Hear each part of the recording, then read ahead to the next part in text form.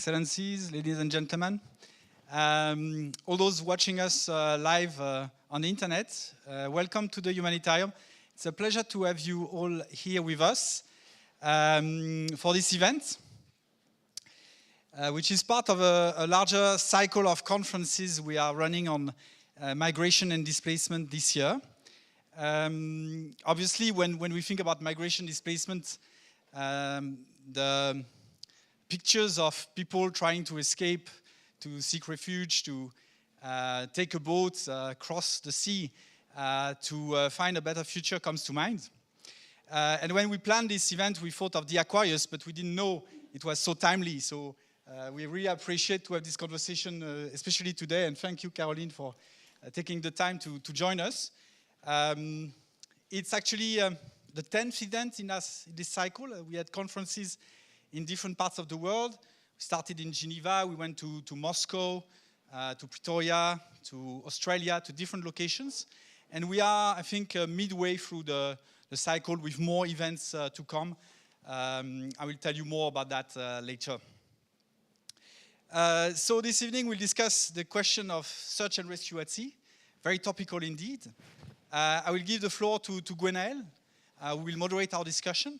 But you will find more information on our panelists on this leaflet that you find on your seat. So please have a look and get to know our panelists.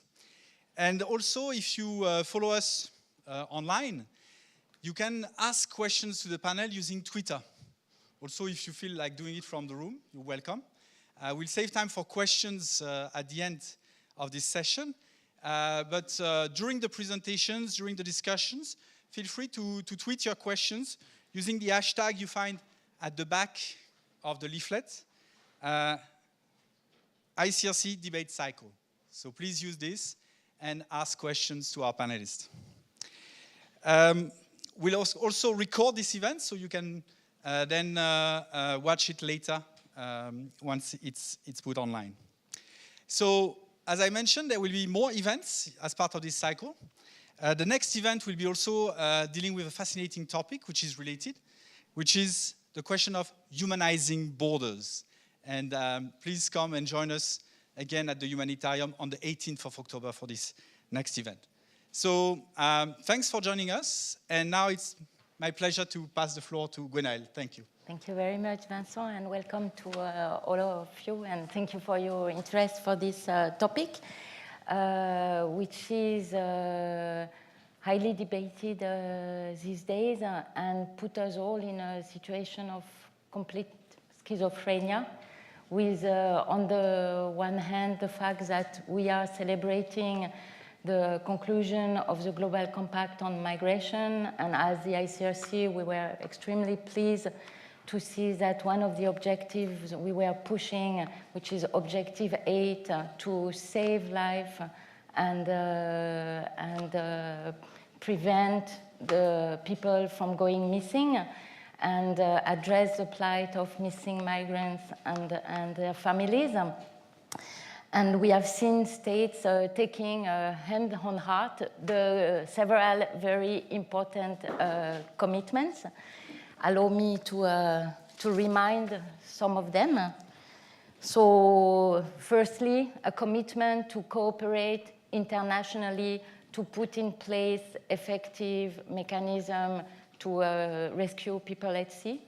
Second important commitment, and which is to ensure that assistance of a purely humanitarian nature is not considered unlawful.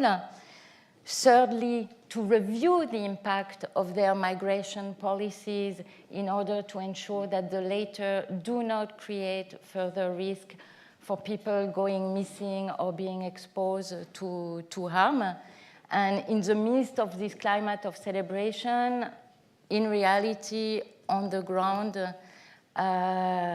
we see a completely different situation.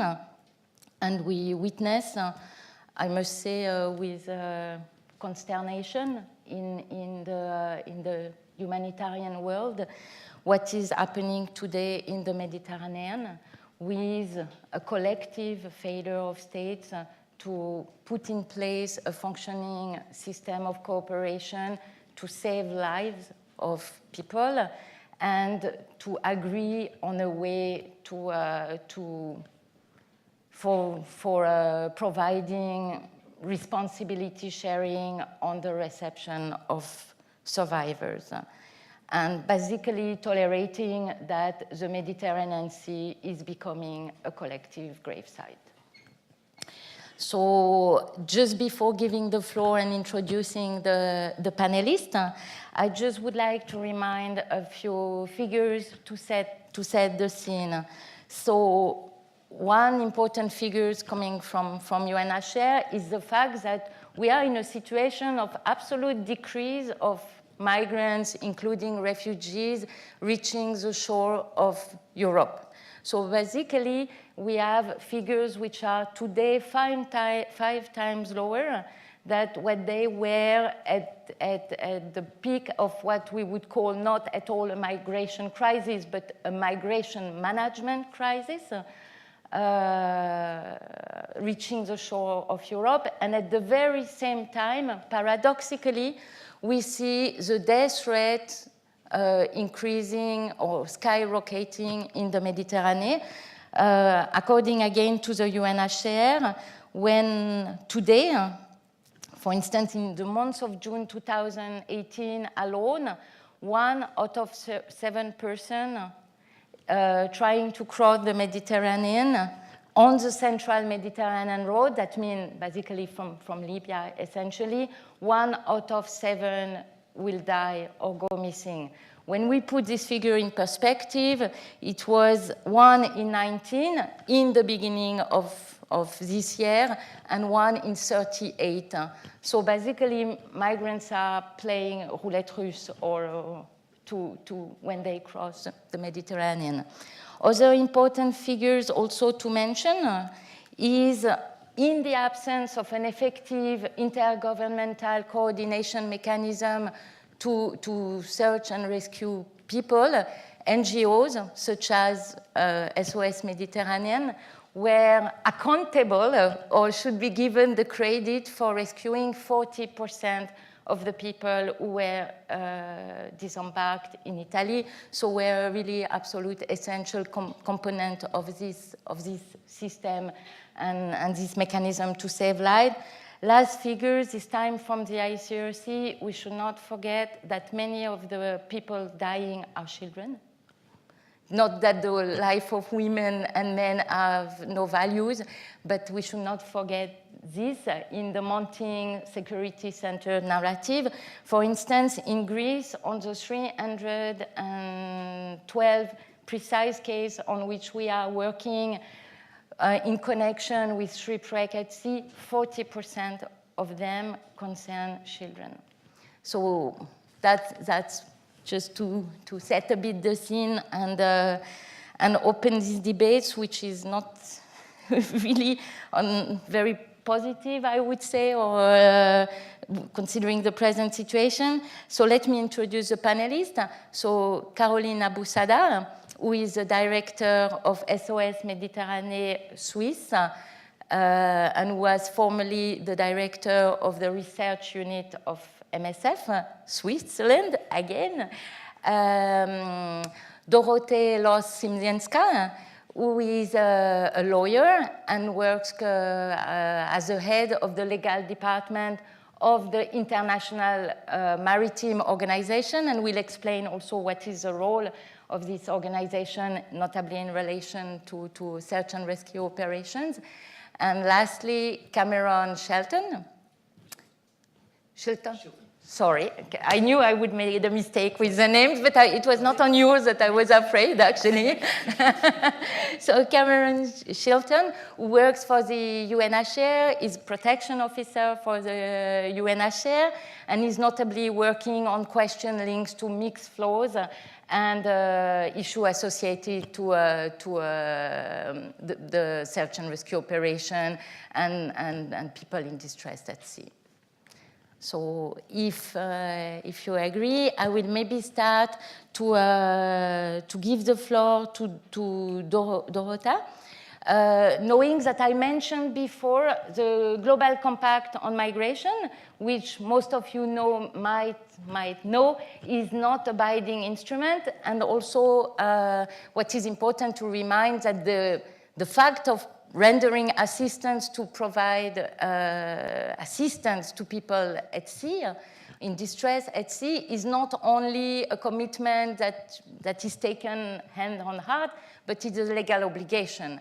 Can you explain us a bit what is the law of the sea telling on this topic, after maybe explaining a bit what is International Maritime Organization, because it's probably an institution that not everybody in the room knows. Thank you, Gwenny, and good evening, everybody. It's nice to see the room full of people who are interested in this subject.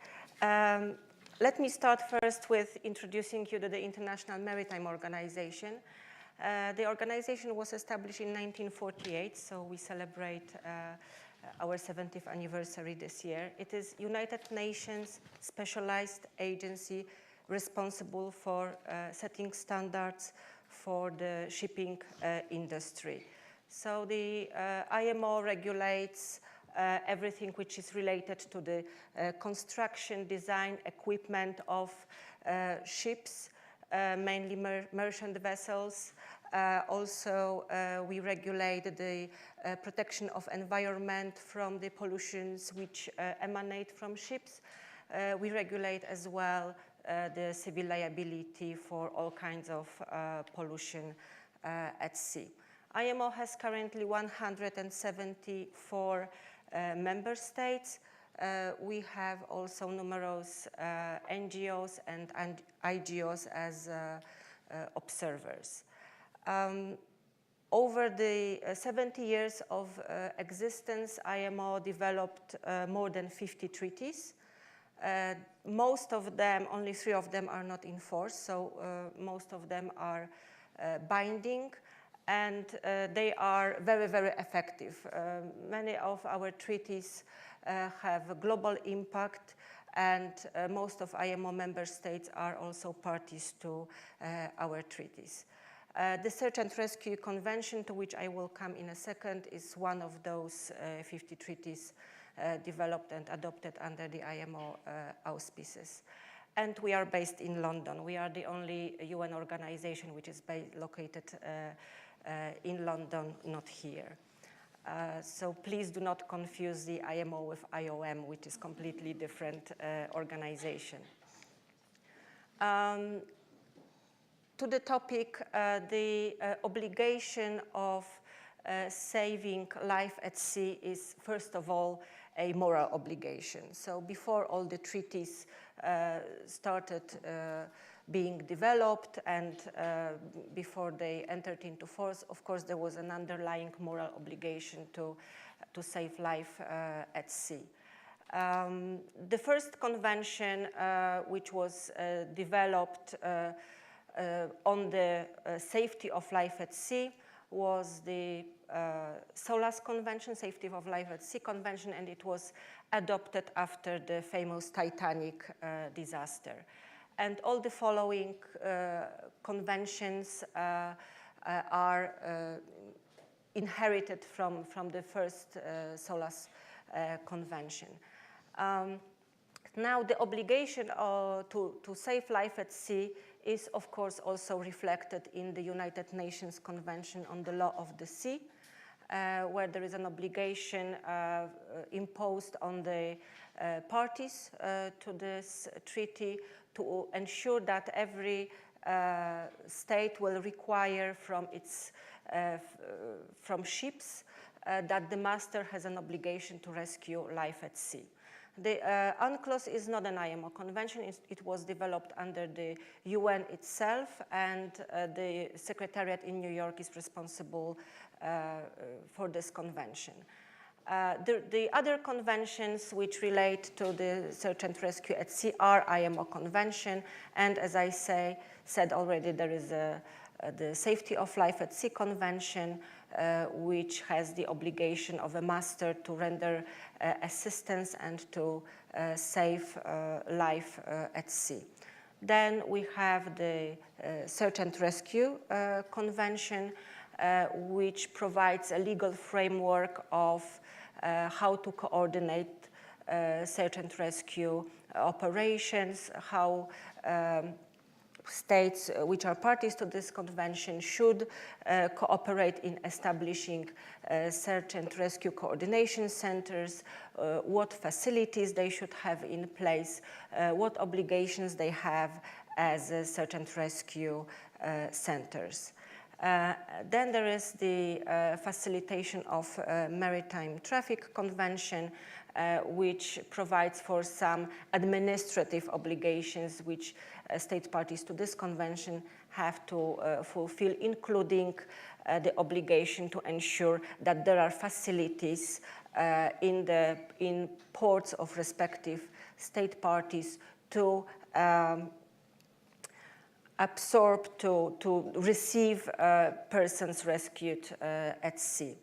And there is also Salvage Convention, which again imposes an obligation to save life at sea, and the persons who are saved do not have to pay for it. So this is the basic principle of that convention.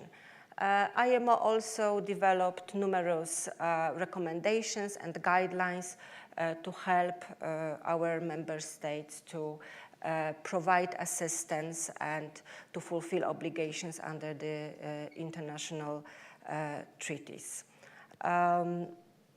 You have to bear in mind that all those treaties were developed with the set of mind that they apply to merchant ships, to ships which transport, which deliver goods to everybody. They were developed not to address the specific situation of migrants, but rather to address exceptional circumstances at sea when one ship is distressed and another merchant vessel passing by is in a position to render assistance to this ship in distress and persons on board of that ship. However, since the various crises around the globe took place, the crisis with migrants, not only in the Mediterranean, all over the world, this legal framework was reviewed several times by IMO and by other bodies, and it was decided that those obligations apply also to this particular situation, and that there is no need to adopt a new treaty or to revise existing treaties. Further assistance and further cooperation is needed, maybe developing new recommendations and guidelines, but it was decided that the legal framework applies also to those specific situations that we have now and we had also a couple of years ago. I will stop with this. I would have maybe a question more connected to the current situation in the Mediterranean. There have been a lot of debates, heated debates, about the establishment of a very wide SAR zone for Libya and the creation of a coordinating center, maritime coordinating center by Libya. Could you explain us what is the role of the IMO, if any, in validating the size of a SAR zone, the capacity of an authority to coordinate search and rescue operations? Yes, of course. The SAR Convention provides for an obligation to establish search and rescue zones. So each and every party to this convention should do so ideally in cooperation with neighboring states, with the states from the region. And it is up to each state party to decide about its own area of search and rescue. They usually, they don't have to comply with the jurisdictional areas, they don't have to be identical, but more often than not, they are identical. Now, the way it works is that when a search and rescue region is established, that was also the case with Libya, the organization is informed. So there is an obligation in the convention to inform the organization about the established search and rescue area. And of course, by that also it is understood that if this area is established, there are facilities, there is equipment, there are life-saving appliances in place, there is a good communication in place. There are several requirements which needs to be fulfilled in order to have effective search and rescue area in place.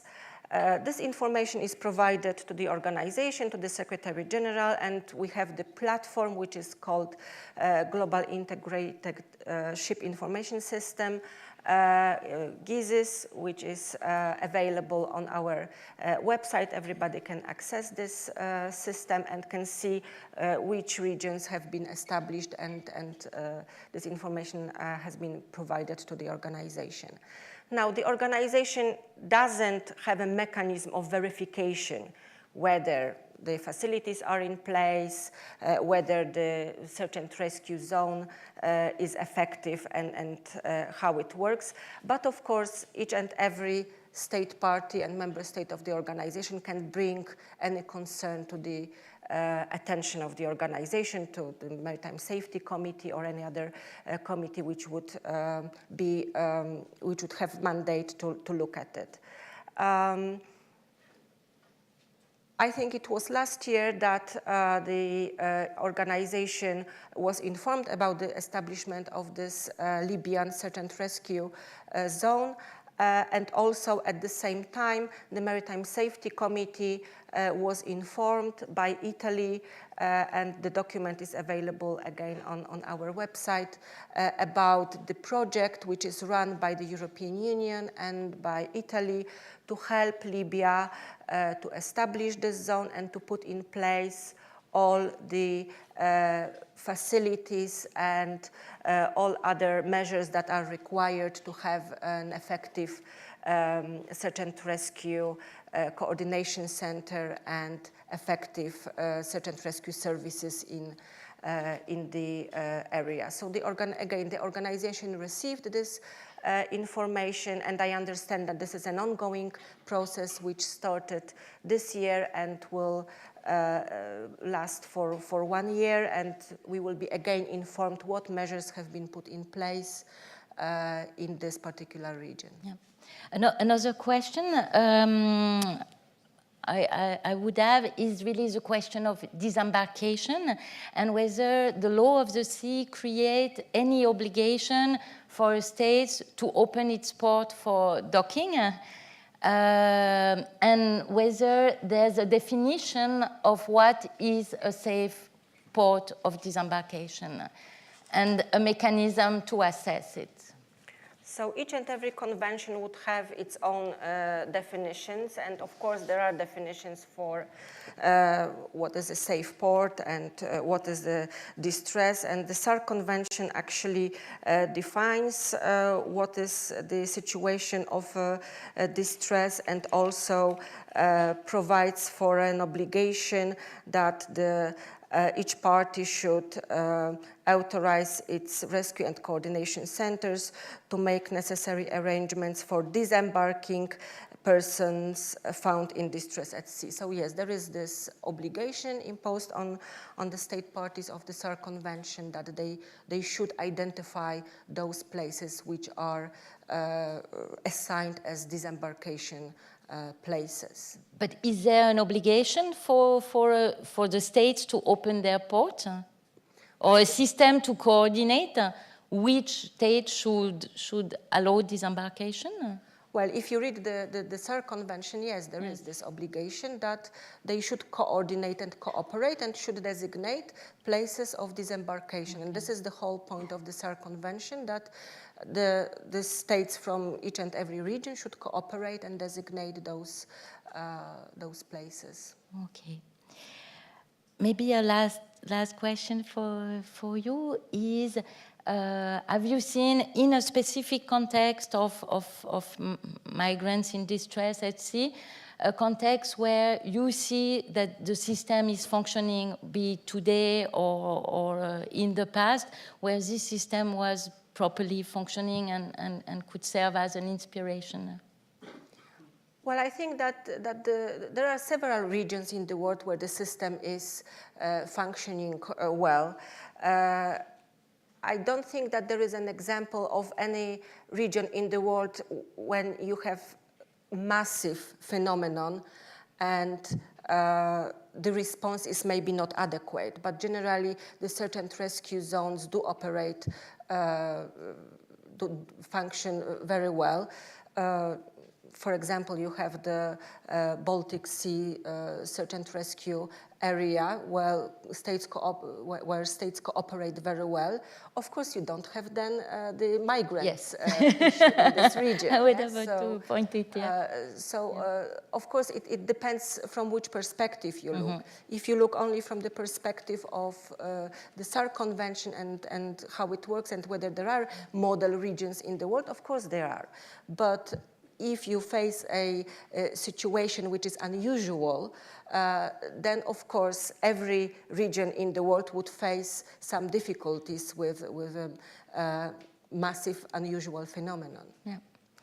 So we have heard a bit the point of view of the law on the sea. It would be interesting from the UNHCR, Cameron, if you agree to explain us a bit how these questions they interplay with international refugee law and the protections of refugees. Sure. You can hear me okay? So I'm from UNHCR and I'm going to jump right in and assume that most people here know who and what that is, the UN Refugee Agency, also with the mandate in respect of statelessness and in some circumstances internally displaced people. To the question, I think interplay is the right word. Of course, when you're thinking about search and rescue and responses to people at sea, the first place you go is the IMO conventions and UNCLOS, but refugee law has some very clear things to say as well. And the most important central point there is the way the core principle in refugee law of non-refoulement applies to search and rescue situations and other situations at sea. And it does apply to those situations. Non-refoulement, of course, is broadly speaking the idea that you can't send a refugee back in its canonical formulation in the Refugee Convention to a place where there's going to be some threat to their life or freedom on the basis of one of the convention grounds. And related prohibitions in human rights law against return to a place where you face serious human rights violations, torture, ill treatment, those sort of things. And the key point with non-refoulement is that it doesn't only apply to state action within and from its own territory, it also applies wherever a state acts in a way that places someone at risk, where they've exercised jurisdiction or some sort of effective control over a person, even outside their territory. And that includes within territorial waters or even on the high seas. And it doesn't really matter whether an operation at sea, for example, in the case of migrants or refugees crossing the Mediterranean or somewhere else, is characterised as a search and rescue operation or as an interception operation or something else. That core obligation not to return people to somewhere where their lives or freedoms are going to be in peril applies to any sort of state intervention in that regard. On this, could you maybe clarify, and then this question is for both Cameron and for Caroline, sorry, at the more operational level, there's a lot of confusion between search and rescue operation, typically Mare Nostrum, said by the Italian government, and an interception operation, typically Frontex or UNAFOR, which is currently at sea. What is the difference and what is the impact the principle of renoufflement, according to you, no, Yep. and on operational level. I'll give the sort of boring black letter answer, and then you can give the lively answer. I guess for UNHCR, it is important to maintain that distinction wherever we can. Search and rescue is fundamentally a humanitarian response, and it's an obligation under international law to come to the assistance of people who are in distress at sea.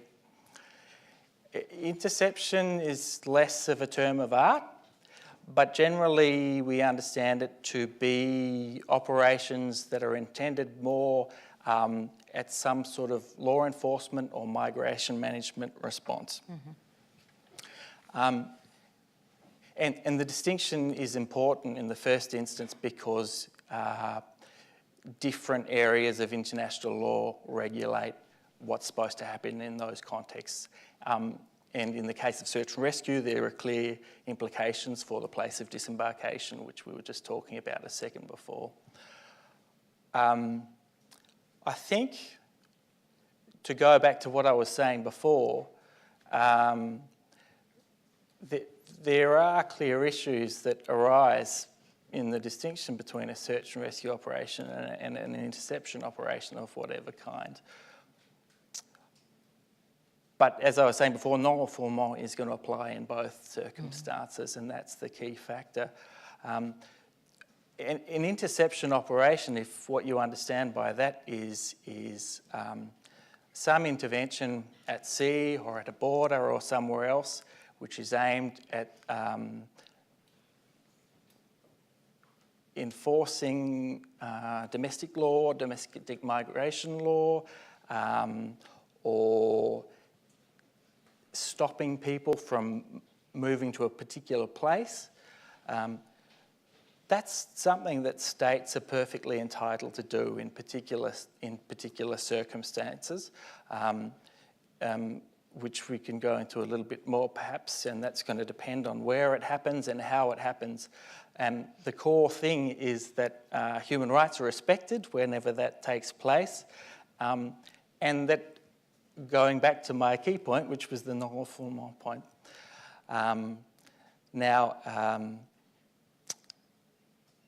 Let me leave it there, and you can tag onto that, and then I can come back if you like. But just to give a bit of perspective, because there's two cases in which we spoke about the differences between search and rescue operations and interceptions. The first one was indeed during the Mare Nostrum operation. So just to give a bit of background, I usually do a previously on search and rescue operations in the Mediterranean, so you're all aware of how it went.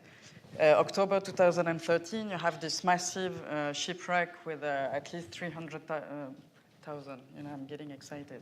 300 people died on the shore, or almost on the shore of Lampedusa, and that triggered this institutional official response from Italy, and they started this Mare Nostrum operation with the specific goal of saving lives. And that was clearly stated, which they actually did, and did very well, because they saved between 100 and 150,000 people in this year. This was stopped in 2014 under the pressure of the European Union, and one of the arguments used was you're actually creating a pull factor, and this has to stop. So Italy stopped, also because it was an extremely expensive operation.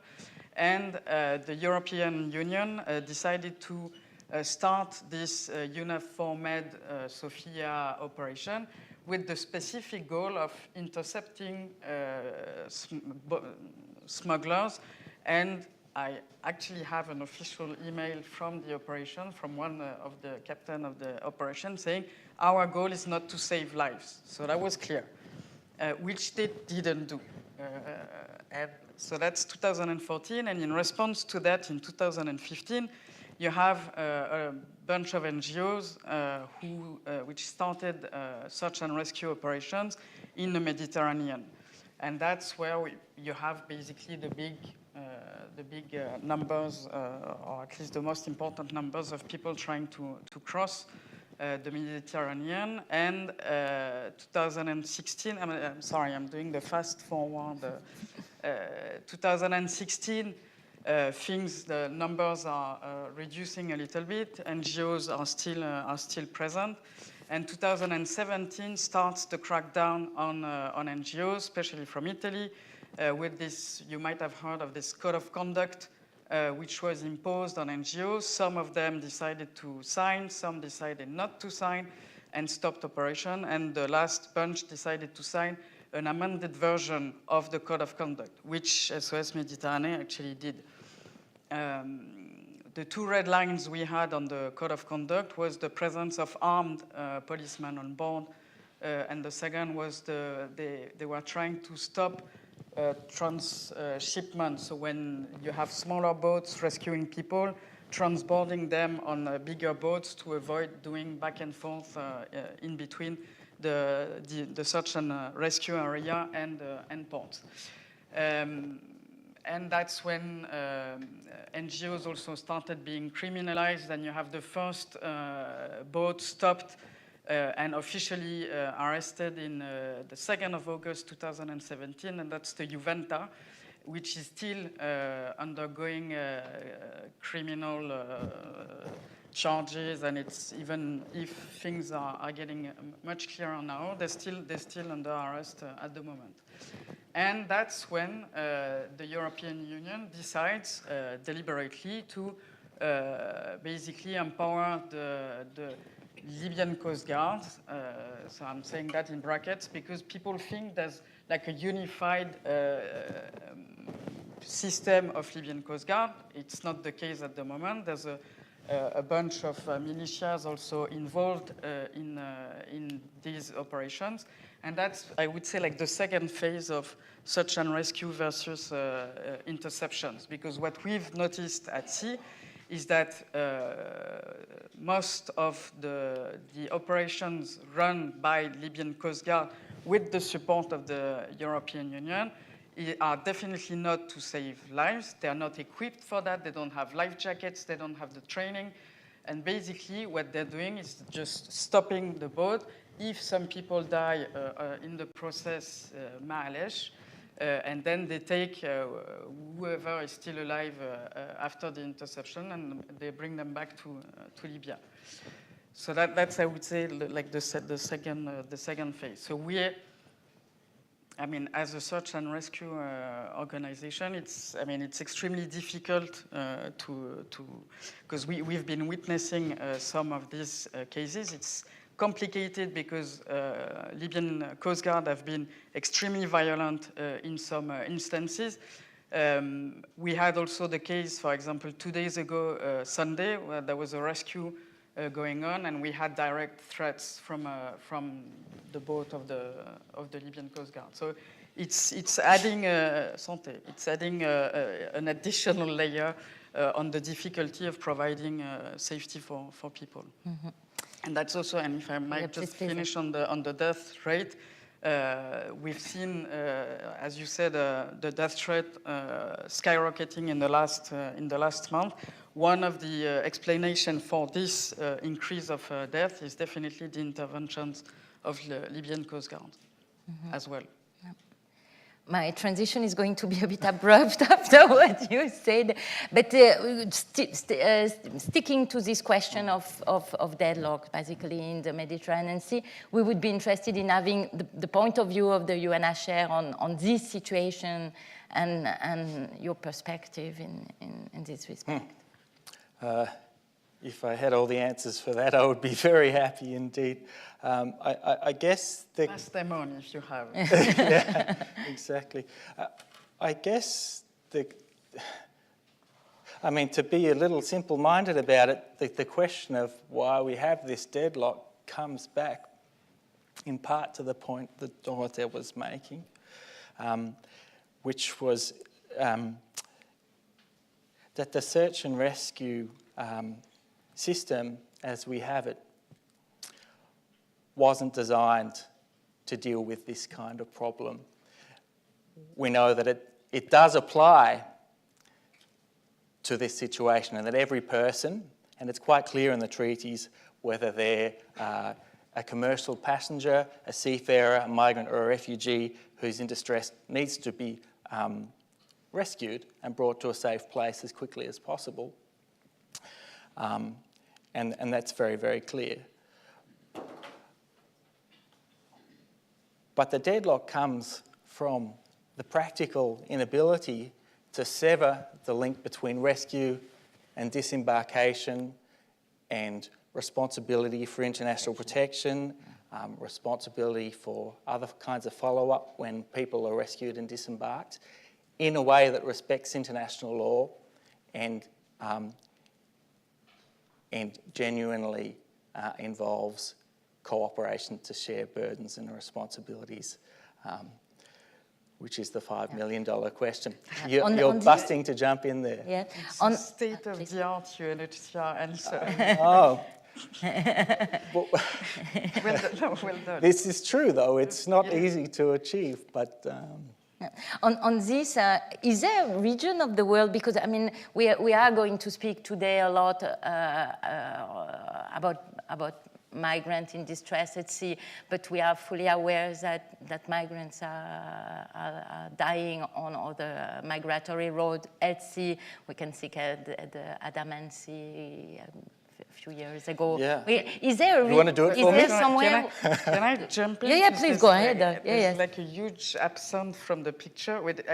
And I'm not going to talk about the Andaman Sea. I'm sticking to the central Mediterranean route. But there is today a deliberate system put in place by the European Union. And one of them is Italian. We can discuss the Italian role to basically use, as you said, the management of border control as a way to handle migration first, and as a way also to criminalize people like our NGOs providing rescue at sea. I mean, it's not the responsibility of the European Union today in having decided that they would basically give the package to Libya as if Libya were in a state of being able to handle the situation.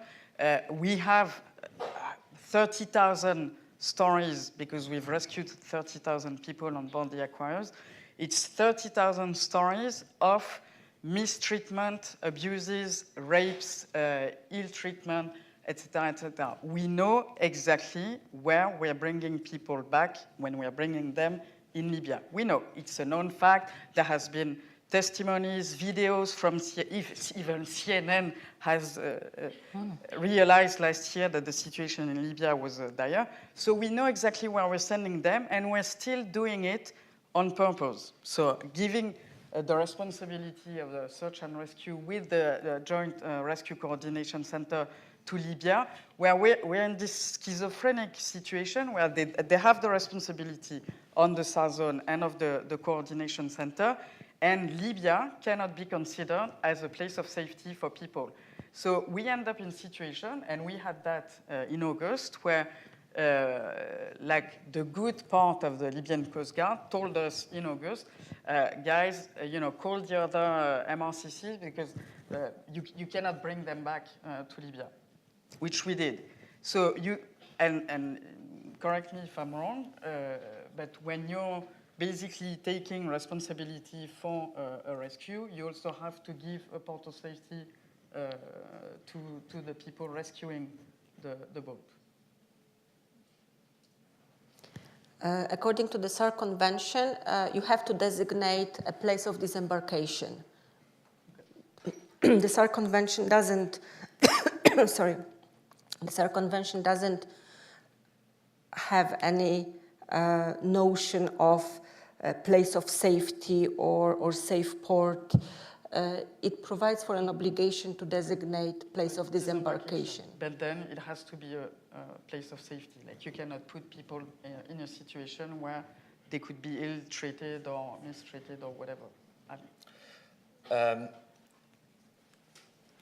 We're talking about the situation where you guys have rescued? Yeah. Yeah, right. So I'll ask Dorota to come to my aid if I'm fudging something in terms of international maritime law here. But the SAR Convention and the SOLAS Convention, as I understand it, don't give you a definition of place of safety. The Maritime Safety Council's non-binding guidelines, which they issued in 2004 or something, do set out a definition. It's pretty limited. It says essentially, and I don't remember the terms, it's a place where someone's no longer in danger, and so forth, where their immediate needs can be met. So we all agreed that Libya doesn't qualify. I'm coming to that. Quite right. No, don't. I'm giving the same guidelines say that where refugees and asylum seekers are rescued, then any risk to their lives and freedoms is also a consideration. So that's very clear in those guidelines as well. UNHCR's very clear position is that the situation in Libya, particularly for refugees and migrants, is not one which would allow for disembarkation in a safe place there. So as I said, the Search and Rescue Convention provides for obligation to designate disembarkation. The FAL Facilitation Convention, which I mentioned earlier, and I also mentioned this obligation that public authorities shall facilitate the arrival and departure of ships engaged in the rescue of persons in distress at sea in order to provide a place of safety for such persons. So yes, as I said, in various treaties you would have either place of safety or a place of refuge or place of disembarkation, whatever you call it, but in the end it is up to state parties to those treaties to interpret these terms. I must say, it's really a pleasure to receive NGO representatives. It makes the debate much more lively than when it's international organization, and I put the ICRC in it. And no blame on anyone. But we can raise hands in the room. So there's no debate today that people cannot be sent back to Libya.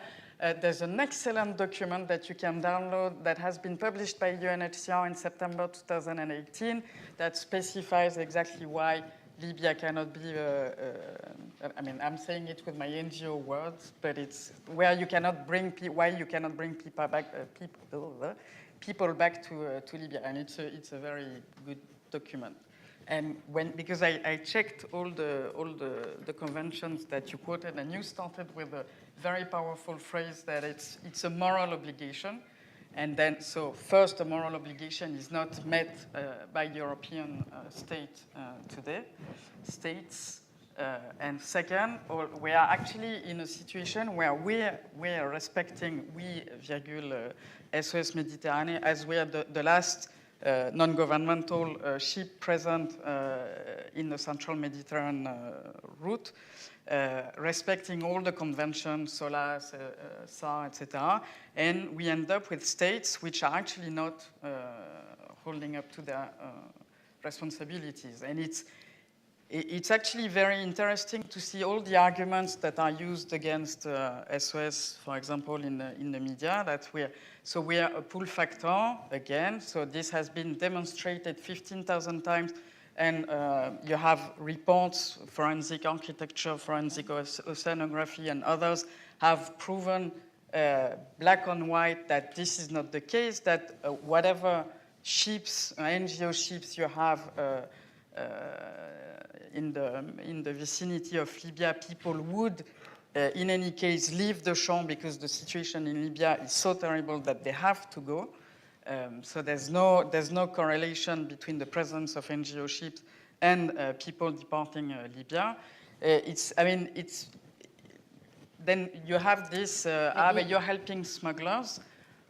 No, we're actually saving people's lives at sea, where the Aquarius, and we've decided to go after the Valencia episode at the end of June. There's a website that is called onboard-aquarius.org to play the full transparency card. So you can follow exactly what we do, where we are, who we speak to, the response of the different MRCCs. So at least we are playing that, the card of transparency. Everyone has access to it. And we end up in a situation where we're still considered, basically, as the bad guys. And it's completely surreal because discussing with people, and especially now that we are being deflagged again, and at least Panama was transparent enough to say that they are deflagging the Aquarius because of political and economic pressure from Italy. So it's extremely clear. It's that they're not pretending like Gibraltar that it's a technical issue, because basically the Panamanian authorities checked all the technical requirements in Marseille when we were there last time, and literally because I actually saw the Aquarius leaving last Saturday the port of Marseille, and a week after, suddenly up, so we are losing the flag again. Knowing that we can't lose, we are supposedly not, we cannot lose the flag when we're at sea, so the thing is that as soon as we dock somewhere, we're going to lose it. Can I make a little call for action since you have like this hashtag ICRC cycle? We're definitely now, so we're launching this hashtag flag for Aquarius because we're looking for a flag. So we end up in this surreal situation where we need to find a flag. Sorry, that's, yeah. Alors, maybe two things, just on this argument and on this argument that search and rescue operations would have an impact on the number of arrivals. Yeah, indeed, it's super established that it's absolutely not correlated. What is established is that the number or the level of SAR operation has an impact on saving life or not. So I think it's important to mention. And maybe to follow on what you were mentioning, so we understood that you have been removed your flag for the second time. So basically, once you dock, you're not allowed to sail, and you are currently running with MSF the last NGO boat on the Mediterranean. And second, we also understand that you are currently stranded at sea with 58 people you have rescued. So can you just explain where you are, where do you stand? First of all, just to come back on this, we're going to be stuck. It's not only a question of, I didn't present SOS Méditerranée, but I guess you've heard about the organization. At least the Aquarius is now known. But it's the way we conceive the operations is really like a very simple rescuing life at sea principle. The second one is really to be able to basically pass the testimonies we're collecting on board the Aquarius. So there's really, for us, an idea of it's a citizen movement that is there, present in the central Mediterranean, to keep an eye on what's going on, and to also be able to spread the word on the situation in Libya, and at least give that to the people we rescued, is that there's not much we can do after we've rescued them, but at least we can transmit the information we have on the detention centers in Libya and the rest. If you stop the Aquarius in Marseille in 4 days, this capacity and this citizen, this civilian capacity of witnessing what's going on in the central Mediterranean, what's going on with the Libyan Coast Guard, what's going on in Libya, is lost. So it's also, it's also something that people have to take into account, that if we're not there, the first people will not be rescued, because it's not the Libyan Coast Guard who are going to do that. And second, this testimony witness capacity is also lost. And for me, it's extremely important that people realize that collectively in Europe, people realize that it's basically criminalizing solidarity, NGOs doing search and rescue, because it's not only search and rescue, there's a more global trend on criminalizing civil organizations in Europe. that it also has an impact on this witness capacity. And for me, I mean, it's a question of what exactly in which society do we want to live today, where we cannot witness what's going on because we're just criminalized and stopped wherever it is. So, and that's important. And now the second point on the 58 people, we're still looking for an arrangement, which is one of the issues we're having at the moment, is that there is no predictable system of disembarkation for people. So it looks a bit like a grocery shop. Every time we have people, we have to call different MRCCs. Some are answering, some are not even picking up the phone. Some are saying, yeah, thank you, but no thank you next time. And it takes days. People are already traumatized on board. They have no idea of when we'll be able to disembark them, where they're terrified. I mean, the situation is completely surreal. So at the moment, we're looking for the best solution possible.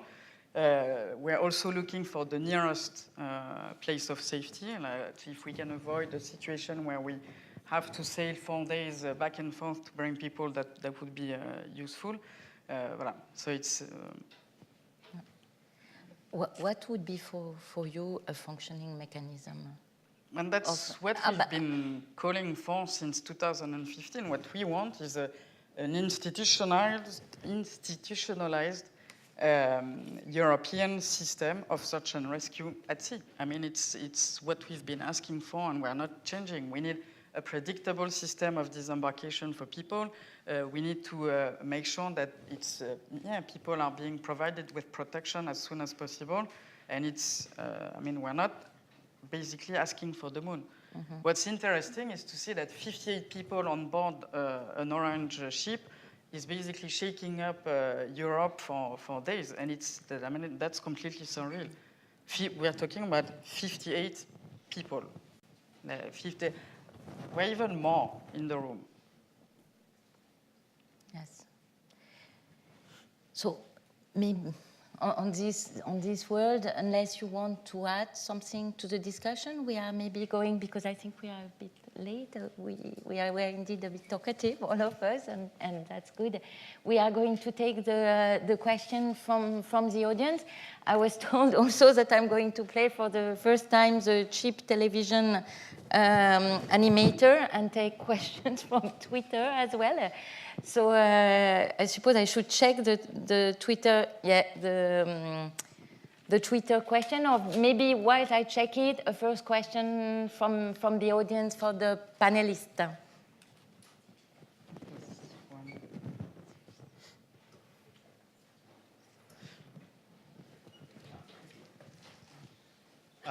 This is a question for Mrs. Sada. Abu.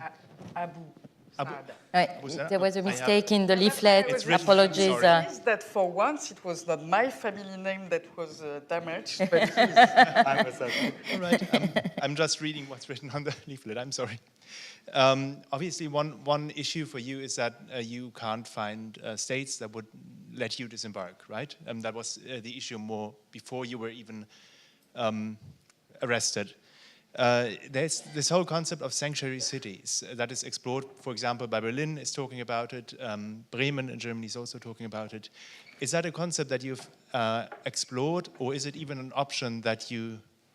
I'm sorry, you have to... The concept of sanctuary cities, where cities would voluntarily say we would actually welcome refugees, and obviously, the problem would then be, cities are located in states, and if the state doesn't agree, I don't really see how it works. But the question would be whether there's that is an option that you have explored.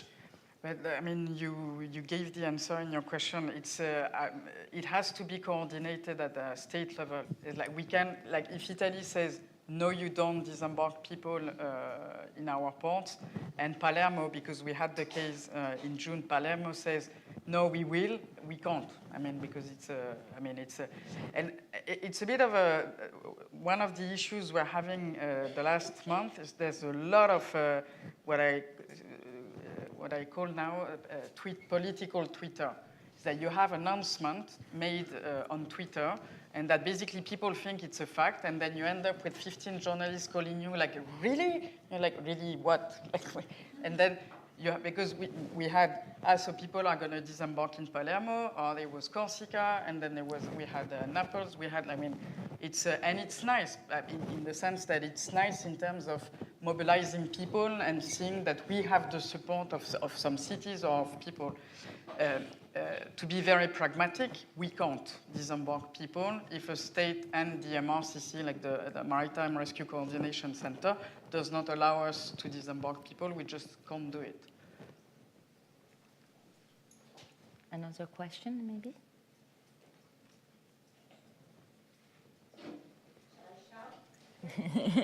Merci. Merci. My name is Mariette Grange, and I'm a researcher at the Global Detention Project here in Geneva. Thank you very much. This is very informative. I thought I would maybe add some figures, as you said, Gwenaëlle, and also about the collateral damage, because not only has the death rate really skyrocketed, but what has skyrocketed and been multiplied manifold is the number of detentions. So that as Libyan Coast Guards are rescuing people trying to leave Libya, now there used to be about 5,300 persons in detention in Libya, and in recent months this has risen to 10,000. And as mentioned, the people are detained there in the most horrendous conditions. And we should be aware of this. I am aware when representatives from UN agencies speak as these UN agencies, that it is the member states in the agencies that sort of make the rules and play by the rules of the game. But it seems to me that member states of the Maritime Organization are also state parties to many human rights conventions and treaties and to the Refugee Convention. And what we see, and I agree with you that this is very schizophrenic, is that what we see right now is a huge exercise in discrimination of persons who risk their lives at sea, because this is clearly when you see the origin of people coming and the response. And you ask, for example, of other parts of the world where there was some SAR operations, and very much like the representative from the IMO, unfortunately, I don't have that many good examples. And I agree that these conventions were not adopted specifically for migrant rescue, but we have a very, very sad example, which was the Tampa incident in the Pacific Ocean that gave rise to a response by Australia called the Pacific Solution 1 and 2, whereby Australia went and bought sort of small island nations in the Pacific Ocean to transform them in detention centers. And if you follow closely, and I'm saying this because there are lots of young people who are likely students, or it would be really interesting for you to compare what's happening in the Mediterranean with what happened in Australia, because many politicians in Europe now are trying to emulate what happened and trying to create platforms and hotspots. So sorry, this is not a very positive contribution, but this is to show that the incident is not only in high level of death at sea, it's people being sent back. And I really wish there had been someone from the European Union that we could have asked questions. And the latest incident, if I'm correct, what you mentioned, Caroline, about the latest rescue from Aquarius, it's even more tragic, because from what I read, it seems that the majority of those 50 people are actually Libyans this time, okay? So basically, by not allowing Aquarius to dock somewhere, let alone the Panama issue, this is really a blunt violation of the Refugee Convention. So anyway, just to signal this. Thank you. Thank you very much for this. It was interesting and important to hear. Another question? And that they bring you the mic.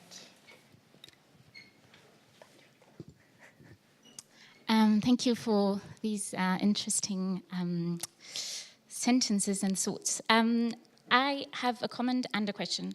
I'm not a lawyer, so I don't really understand law at sea, but I just want to reflect on what I'm hearing a little bit, because You, Cameron, you say that international law applies at sea and that you say Libya is not a safe place and that you can't return people. At the same time, you don't operate a boat. So I would just ask, why not?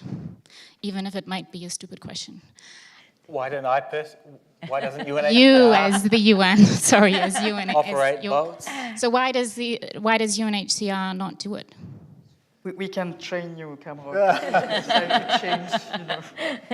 It's a It's a note fair to question, swim. I guess, and it's one that I would have to put to my superiors and betters, but it's not something simply that falls within the sorts of things that the UNHCR has the expertise or capacity or mandate to do at the moment. Search and rescue, and I'll turn to Dorothée, not to avoid the question, but the search and rescue system puts obligations on shipmasters and so forth, and the NGOs have been doing fantastic work to fill in some crucial capacity gaps and rescue people who need rescuing. Ultimately, though, a sustainable search and rescue system depends on the actions of states. That's how it is. Catherine Lune? No? And that's what we're calling for. Yeah. Hi.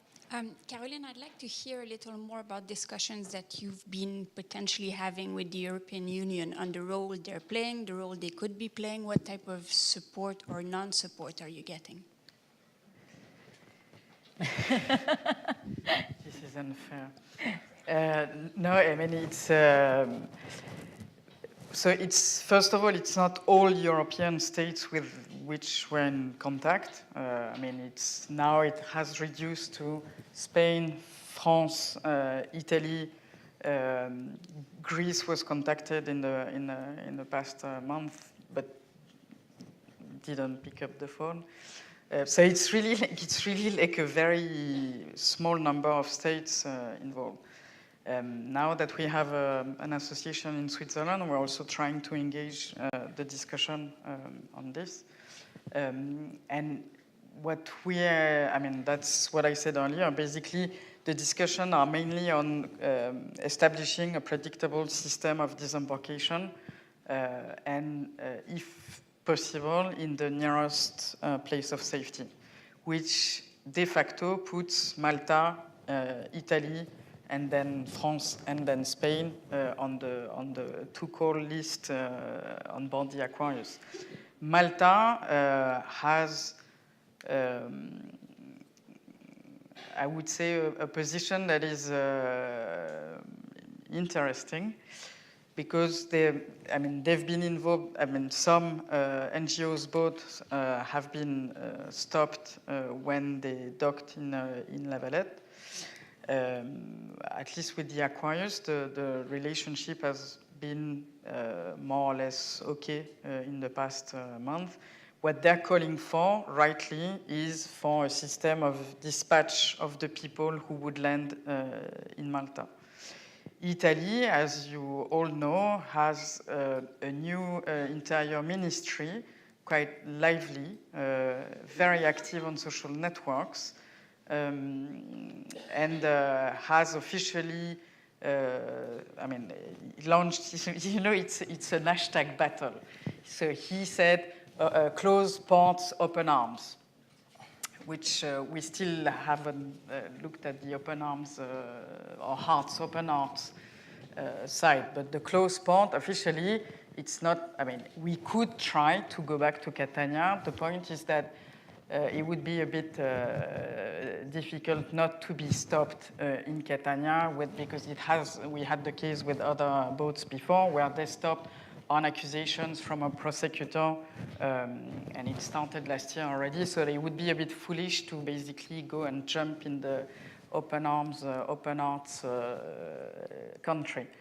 At the same time, he rightly pointed the fact that Italy cannot handle the situation alone and that there has to be a system of redistribution of people all over Europe. The problem is the way he did it, basically taking people hostage on board the Aquarius in June. And then France has had also a very schizophrenic position, I would say, with massive support, civil support, and cities support, even Corsica support for the Aquarius and for what the Aquarius stands for somehow. And then Macron has had a position a bit weird, even claiming at some point that NGOs were playing smugglers' game, which is not easy to hear. And then Spain, with the new government, has, I mean, just also to put back into context, at the moment, Spain is hosting more people since the beginning of 2018. It's not Italy at all. So they've played the game quite well. I mean, we were extremely grateful that they welcomed us in June in Valencia. Now we don't have, again, I mean, it's a question of predictability. We don't know whether, in case we don't find another place of safety, if we can do that in Spain. It's not for sure. Nothing is for sure, and that's exactly the tricky part and that's the new cards we have in hand. At the level of the EU itself, so in Brussels, we've been having discussions on how we could handle that. It usually ends up, the question was, how yes. Do we have discussion at the EU level? And yeah, just... no, I mean it's always a bit like no, but it's a complex matter. Oh, you look like an international organization. There's bad influence on you. No, but it's basically the answer we are getting. I mean, it's a complex matter. Yes, of course, we understand the difficulties and the necessity and the moral obligation to save people's lives, but at the same time, you have to understand it's a very difficult political context at the moment with the rise of populism. We can. Well, there are many more questions. Maybe Elise?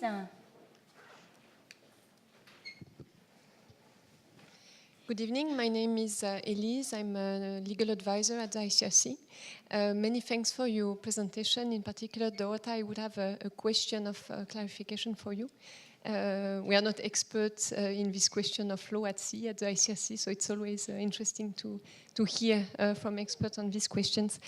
So if I understood correctly, there's no obligation as such for states to open their ports for disembarkation, but there's an obligation to cooperate between states and identify a port for disembarkation. But what happens if they either don't cooperate or they cooperate but don't come to a solution on a port of disembarkation? So that would be my first question. And the second one is more general on an enforcement mechanism under the law at sea. Yeah. Does such mechanism exist? Thank you. Yes, so to answer your first question, the IMO conventions do not have this term of open, you have the obligation to open your ports. As I said, there is an obligation to designate a place of disembarkation, whether it is a port or whether it is any other place, whether it is another ship. It's a question of interpretation of treaties. So you won't find in IMO conventions the obligation to open ports.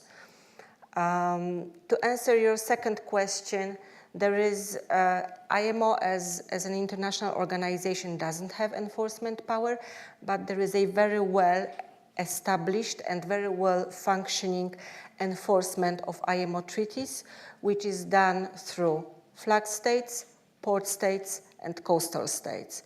So these are the three pillars of the enforcement of IMO treaties. And the important thing to understand is that the underlying principle of all IMO treaties is so-called no more favorable treatment principle, which means that if a ship is flying a flag of a non-state party to a treaty, and if it goes to a port of a state party, it has to comply with those treaties. And this is why IMO treaties are so powerful, that they cover 99% of merchant ships operating in the world. And we are talking about 40, 50,000 of treaties, of ships merchant ships operating on a daily basis around the globe.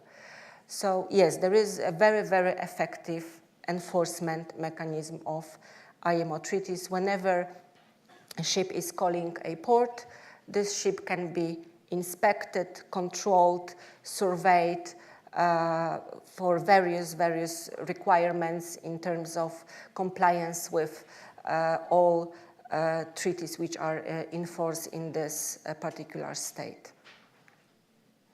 But I guess your question was also, what if a state, because here you refer to the obligation of the ship, but what if a state doesn't respect its obligation under the law of the sea? Is there an enforcement mechanism? The enforcement mechanism between states, if states do not comply, is between states. The IMO is not looking from this perspective. Okay. IMO is looking from the perspective whether ships comply. Yes. Okay. You can refer to there was a discussion during the summer between Malta and Italy via Twitter on who was holding their responsibilities and who wasn't. Mm-hmm. So it's also one game that is being played at the moment on, you know, you're mm-hmm. pointing fingers on who's. I think we will have to stop soon with the questions, but maybe let's say we take two more, and then it will shorten a bit the time for your last words on if it's fine for you. So maybe I'm taking. So no Twitter question? No Twitter. I'm so happy. I think I cannot handle Twitter. Hello. Yeah. Thank you very much for this very interesting discussion. Maybe more a question for Gwenaëlle. What's the role of ICRC? How can the ICRC can help or be active in this situation? Yes. Alors, I think we have multiple roles. I'm not telling that we fulfill them always perfectly, but we hope to. But I think we have multiple roles. First role, it's clearly we have promoted the Global Compact on Migration, Objective 8, and I think we have a key role in reminding states that their migration policy should be designed in a way that it doesn't increase the risk for migrants going missing at sea or elsewhere, because migrants are going missing because of migration policies in many contexts, in desert, I mean, in detention, and you name it. So I think here we have really a key role. I also think that it's a bit, we are an old institution, and somehow we claim some credit for creating a space for independent humanitarian assistance. And I think there are organizations which are not the ICRC and are delivering this humanitarian assistance, which are at the core of what is humanitarian assistance, basically saving life to people, irrespective of where they come from. And I think here, again, we have a role in this, and I think this forum is also the opportunity to do it. Yeah, I would say those are two important roles. And on search and rescue operation, properly speaking, I think it's a call we need to have two states along the Mediterranean Sea, but also in other contexts, because we know that similar problems do exist in the Andaman Sea, very far from our screen, in the Gulf of Aden, in the Gulf of Bengal, in desert, in many regions of the world where people just simply vanish and are not rescued. So I would say that's part of our role here.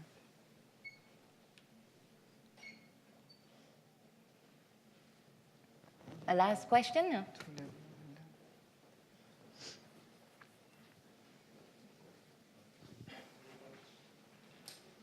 Yes, sorry, I got distracted. I'm thinking of inviting you for... Thank you for giving me this opportunity to take the last question. I'm a student at the Graduate Institute, and this is a question specifically for Cameron. And previously you have indicated that the principle of non-refoulement actually applies in territorial waters. But my question is, does non-refoulement actually also applies to non-exclusive, exclusive economic zones and international waters? Suppose if a state party, like a ship representing a state party, exercises in refoulement in an international water, does that constitute to non-refoulement or a violation to the principle? Thank you. Yes.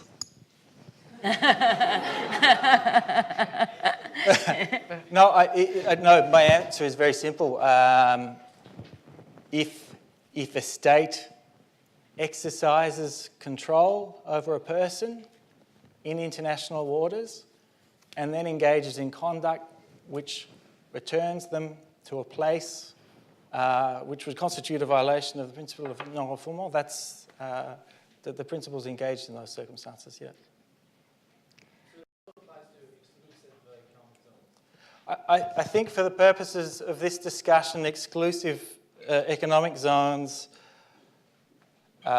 insofar as they're outside the state to which you're talking about returning territorial waters, it's the same deal as international waters. So I'm really sorry. I think we have to stop because otherwise we will hijack the crowd and I will have problem with my colleagues. So before inviting you all for a drink, I would just like to thank again our panelists for this very contrasted and lively discussion, and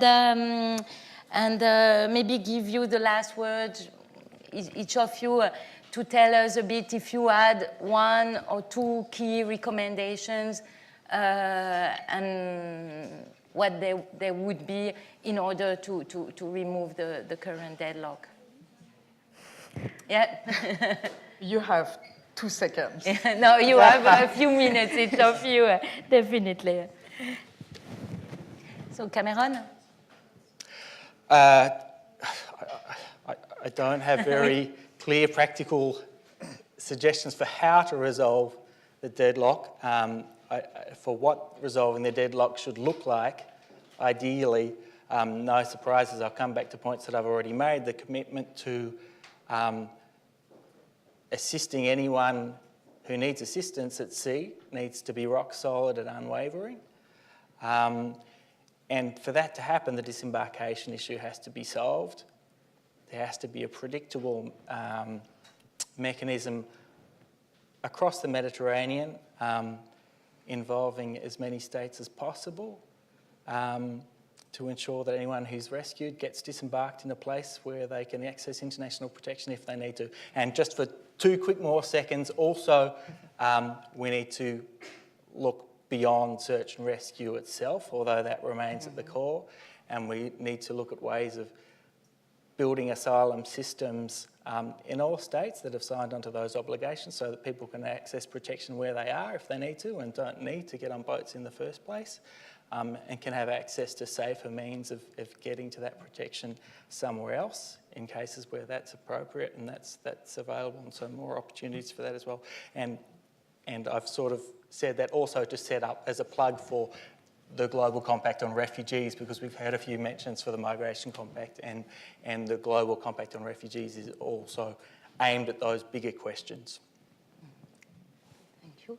Dorota? Yes, what I would like to mention, which I haven't mentioned before, is that the problem of mixed migration by sea is a standing agenda item of many IMO meetings. We had high-level meetings addressing this issue, and it will be discussed again later on in the year at IMO. We, of course, stand ready to provide any assistance and facilitate any coordination between our member states who would like to discuss the issue of whether search and rescue or disembarkation. It is discussed by the Maritime Safety Committee. We have a specific subcommittee, which is Navigation, Communication and Search and Rescue Subcommittee. So it is constantly on the agenda of IMO. We haven't forgotten about this, of course, and IMO will continue to play its role in this discussion and in facilitating the cooperation between our member states. Mm-hmm. And quite legitimately, the last word to you.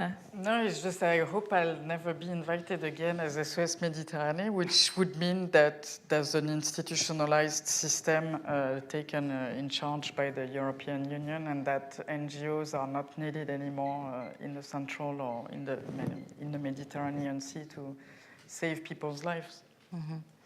So thank you for this invitation. Yeah, and knowing that, not wanting to be pessimistic, but knowing that this wish that definitely the ICRC share, and this call for a coordinated mechanism of search and rescue, in the same time, long life to the Aquarius. Yeah. Thank you. Thank you to all of you.